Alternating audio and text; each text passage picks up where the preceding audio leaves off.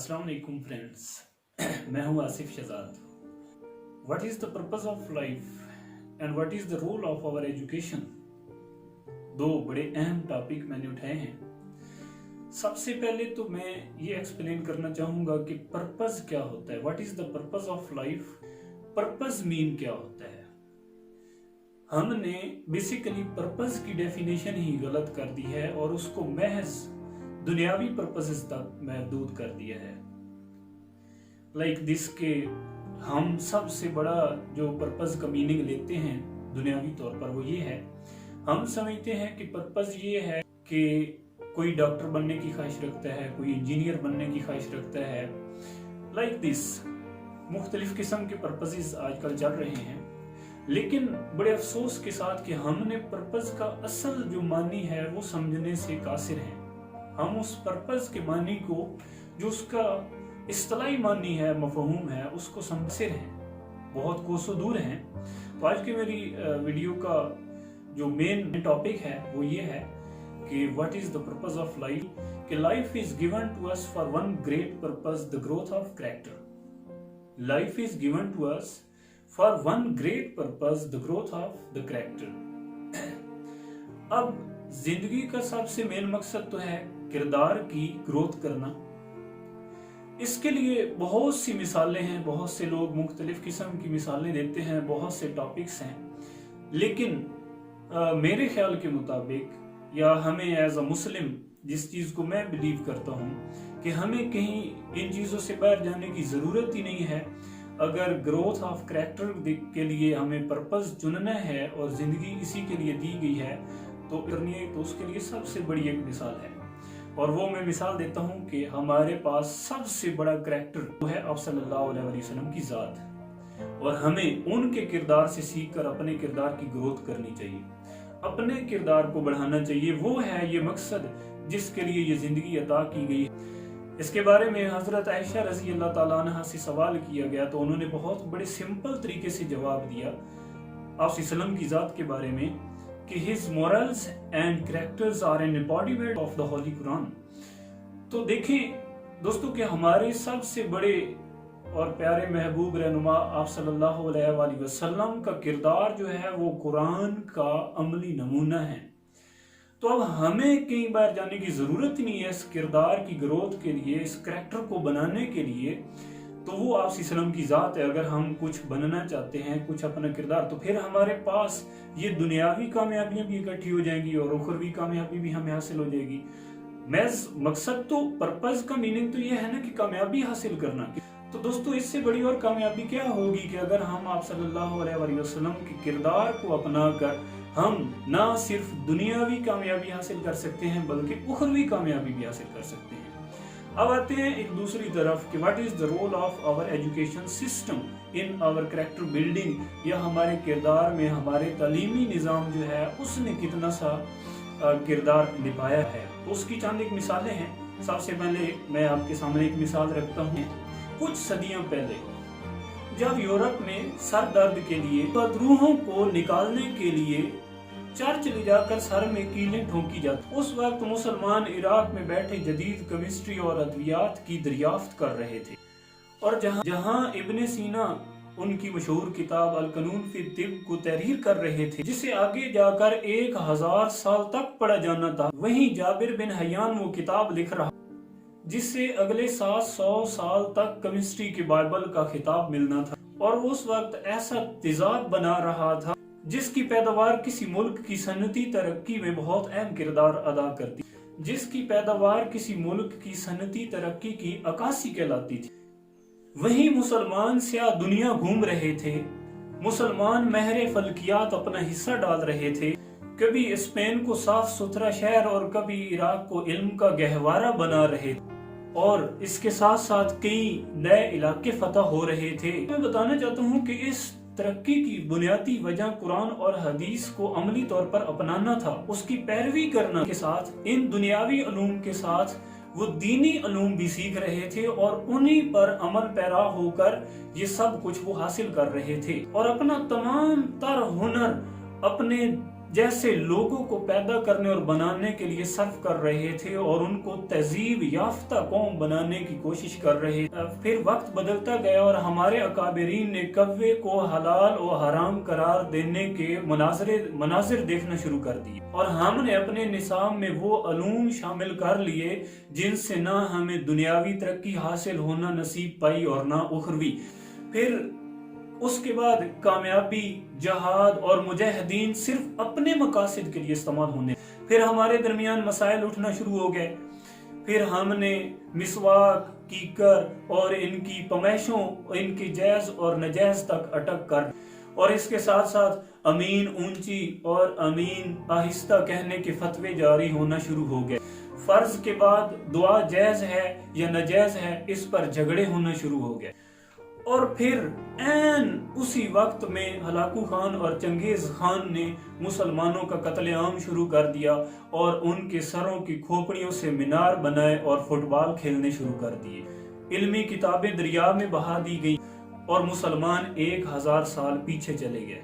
और आज फिर वही सूरत हाल है कि हम पस्ती और जिल्लत और रुसवाई का सबब बनकर रह गए हैं और हम हर वक्त बैठ के ये गिला शिकवा करते रहते हैं कि तब्दीली क्यों नहीं आ रही, हमारे किरदार क्यों नहीं बन रहे, हम तालीम में आगे तरक्की क्यों नहीं हासिल कर पा रहे। और फिर इस जवाल को देखते हुए साथ एक और अफसोस होता है कि हमने दीनी मदारिस को भी लकीर का फकीर बना दिया। और आज हमारी पस्ती का सबक है कि हम अपने बच्चों में से जब हमने स्कूल में दाखिला करवाना होता है कि हम चुन लेते हैं कि हमने इस बच्चे को डॉक्टर बनाना है, इसको इंजीनियर बनाना है, इसको फलां निसाब पढ़ाना है और हमारी फैमिली में जो सबसे नालायक तरीन बच्चा होता है हम उसको हिफ्ज करने के लिए भेज देते हैं। तो मेरे दोस्तों, हम दीन के लिए, एक अच्छे काम के लिए, एक उस करैक्टर की बुनियाद के लिए, उस करैक्टर को अपनाने के लिए जिसके लिए हज़रत आयशा ने कहा था कि आप उनका किरदार और उनकी इखलाकियात कुरान का अमली नमूना है, उस किरदार को अपनाने के लिए हमने अपने फैमिली में से नालायक तरीन बच्चा चुन के मदरसे में भेज दिया कि वो दीनी तालीम हासिल करे और फिर दीन की तबलीग करता फिरे। और उसी दीन की तबलीग जो नालायक बच्चों के हाथों चली गई तो उसका रिजल्ट भी फिर आज यही जायज और नाजायज तक अटक कर रह गया। इसीलिए मैं यहाँ पे एक मौलाना रूमी का कॉल कहना चाहूँगा कि महज रस्मी तालीम रूहों को बर्बाद करने के लिए दी जाती है। तो कंट्रीज की आपको एग्जांपल्स पेश करना चाहता हूँ। सबसे पहले मैं अपने पड़ोसी मुल्क श्रीलंका की आपको एग्जांपल देना चाहता हूँ। श्रीलंका एक सिटी है जी, कैंडी। वहाँ पे एक स्कूल में हमारे दोस्त एजुकेशन डिपार्टमेंट के रिलेटेड हैं हम, तो उन्होंने सर्वे किया। जैसे इंस्पेक्शन के लिए जाते हैं तो वहाँ इंस्पेक्शन के लिए उस स्कूल में, कैंडी के एक स्कूल, प्राइवेट स्कूल में गए तो वहाँ पे एक बहुत अजीबो गरीब मंजर देखने को मिला कि सबसे पहले हमारे दोस्त कहते हैं कि हमने क्लासरूम्स की इंस्पेक्शन की और फिर सबसे इम्पॉर्टेंट चीज़ जो होती है वो वॉशरूम्स की इंस्पेक्शन होती है। इंतहाई साफ सुथरे थे, हम बड़े हैरान रह गए। और सबसे ज्यादा जिस चीज ने मुझे मुतासिर की, क्या देखते हैं कि वो कहते हैं कि जब हम कैंटीन पर गए तो कैंटीन वाला मौजूद नहीं था और बच्चे लाइन में खड़े थे। एक ही लाइन उन्होंने बनाई हुई थी, उस लाइन में हर बच्चा अपनी मर्जी की जो चीजें सामने लगी हुई थी उनमें से कोई भी चीज जो उसकी मनपसंद की है, जो खरीदना चाहता था, वो अपने मर्जी की चीज वहां से उठाता और एक साथ छोटा सा डिब्बा लगा हुआ था, मनी बॉक्स। उस मनी बॉक्स में वो अपनी रकम जितने की चीज लेता उसमें वो डाल देता। इसी तरह सिलसिला में वो चलता रहा और बच्चे चीजें खरीदते रहे और उस बॉक्स में डालते रहे। तो मैं हैरान हुआ कि यहाँ पे मुलाजिम क्यों नहीं है। प्रिंसिपल साहब से बात हुई तो उन्होंने कहा कि इसके लिए मुलाजिम रखने की जरूरत नहीं है, क्योंकि हमने बच्चों की तरबियत ही ऐसे की है कि वो बददयानती कर ही नहीं सकते। न कैमरा लगाने की जरूरत है, तो वो दयानतदारी से जो चीज जो उनके खरीदने की है वो खरीद लेते हैं और रकम जो है मनी बॉक्स में डाल देते हैं। तो मुझे ये बात बड़ी पसंद आई कि एक स्कूल में इस किस्म का म्यार जो है वो अपनाया। ये हमारे एशियाई कंट्री की एक एग्जांपल थी, मुझे बड़ी पसंद आई। लेकिन इसके साथ एक और मैं आपको बहुत शानदार मिसाल देता हूँ।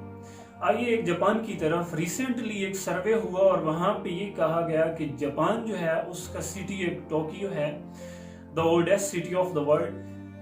बताया गया है कि वो दयानतदारी पे वर्ल्ड लेवल पे फर्स्ट नंबर पे रहता है। तो उसकी वजह जानने की कोशिश की कि इसकी बेसिक रीजन क्या है क्यों ये टॉप ऑफ द लिस्ट है ऑनेस्टी के हवाले से। तो जब रीजन तलाश की गई तो वहां पे दोस्तों ये पता चला कि पहले 3 साल जब बच्चा हम 5 से 6 साल का हो जाता है, हम उसे स्कूल भेजते हैं, तो वहां पे जब बच्चे को स्कूल भेजा जाता है फर्स्ट स्टेप में, तो क्या होता है दोस्तों कि उसे कोई बैग दे के नहीं भेजा जाता, उसे कोई किताबें नहीं दे के भेजी जाती, उसके ज़हन में कोई फेल और पास का कोई कंसेप्ट नहीं रख के भेजा जाता, बल्कि ये चीज़ सिखाने के लिए भेजा जाता है कि दयानतदारी क्या होती है, एटिकेट्स क्या होते हैं, करैक्टर क्या होता है, वहाँ पे ये चीज़ें सिखाने के लिए भेजा जाता है। 3 साल तक मुसलसल वहां पे बच्चा रहकर सिर्फ एटिकेट्स और मैनर्स सीखता है, क्योंकि manners reveal the character. Manners जो होते हैं उससे बंदे का किरदार जाहिर होता है। तो वहां पे मुसलसल 3 साल की ये प्रैक्टिस होती है कि बच्चे सुबह स्कूल जाते हैं, वहां सफाई टीचर्स के साथ वो मिलकर करते हैं, खाना मिलकर पकाते हैं, जितने भी मैनर्स ऑफ लाइफ हैं वहां पे टीचर्स और स्टूडेंट्स आपस में मिलकर उनको सरंजाम देते हैं, और 3 साल बाद वो एक बाकिरदार शख्स बाकिरदार बच्चा या बाकिरदार स्टूडेंट बन के निकलता है। फिर उसके बाद उसे दुनियावी तालीम दी जाती है और दूसरी किस्म के जो अलूम हैं वो सिखाए जाते हैं। लेकिन पहले 3 साल उसकी सिर्फ हैबिट्स, उसका ज़हन बनाया जाता है, उसको तैयार किया जाता है हार्डशिप्स ऑफ लाइफ को फेस करने के लिए, मैनफुली उसको फेस कैसे करना है हार्डशिप्स को, और वे ऑफ लाइफ क्या है, ये रूल्स सिखाए जाते हैं ताकि जिंदगी में वो हमेशा कामयाब तरीन रहें। और वही जो बेसिक 3 साल वो लगाते हैं वो हमेशा के लिए उनमें एक करैक्टर बिल्डिंग हो जाती है और वो बड़े होकर हमेशा एक अच्छे इंसान बन जाते हैं, जिसकी वजह से वो दुनिया में एक ईमानदारी के लिहाज से वर्ल्ड नंबर 1 सिटी काउंट किया जाता है। दोस्तों मैं यहाँ पे एक लास्ट पे कोटेशन कहना चाहूंगा कि फाइंड, क्रिस जॉमी की मुझे बहुत पसंद आई, find a purpose to serve, not a lifestyle to live. अब आपने इसमें ये फर्क करना है आया कि हम पर्पस फाइंड करके सर्व कर रहे हैं, और हम एक अंधी तकलीद करके मगरब की जो हमने तकलीद कर ली है, चीज़ों को अपना लिया है, जस्ट कॉपी करके हमने लाइफ स्टाइल सीखने पे जोर लगाया है, हमने लाइफ स्टाइल उनका अपना के कॉपी करके वो सिर्फ रहने के लिए, इस दुनियावी जिंदगी में रहने के लिए हमने उनको कॉपी करके एक लाइफ स्टाइल तो बना लिया है, but we didn't find a purpose to serve. I hope कि आपको ये वीडियो पसंद आई होगी। Thank you for watching. Allah Hafiz.